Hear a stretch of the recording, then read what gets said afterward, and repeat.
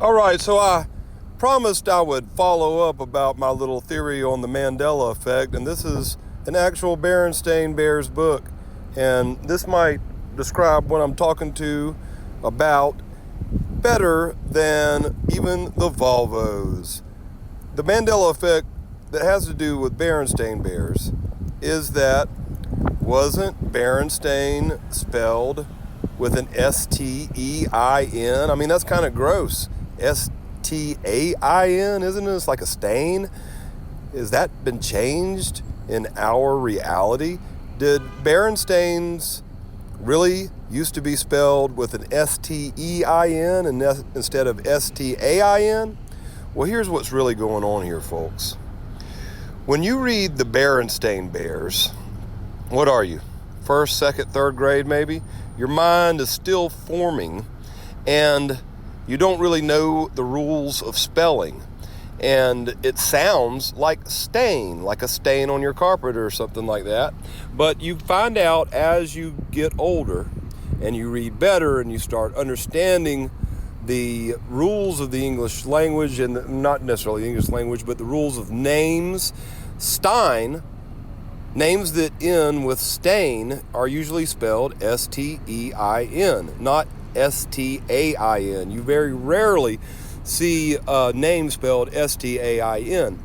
And so what you're doing is you read the Berenstain Bears when you're a little kid. Your mind is still forming. It doesn't have all of the English rules, the rules of names, stuff like that. And then you forget about this book. You don't see it for years. Then you come back to it as an adult and pick up that book, and it's like, what? Stain? I always thought it was spelled the right way, S-T-E-I-N, because every name with the sound stain at the end of it since your formative reading years has been spelled S-T-E-I-N. So your subconscious mind is basically going back to things that you've read without your knowledge, without your conscious knowledge, and correcting it in your mind. It's correcting things, it's correcting your memories. This means we can't totally trust our memories. It doesn't mean that there's a whole bunch of different dimensions necessarily that have different spellings of the Berenstain Bears. Might be different dimensions, but they're not going to waste all their energy doing that. Yes, I know that there's a lunch box from Mexico that is actually spelled the Berenstain Bears with S-T-E-I-N. That's the one proof people have when they try to tell you that they can prove that it was spelled S-T-E-I-N when they were kids. But here's the problem.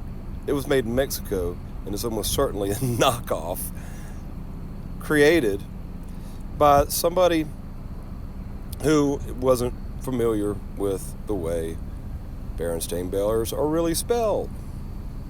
Mistakes do happen.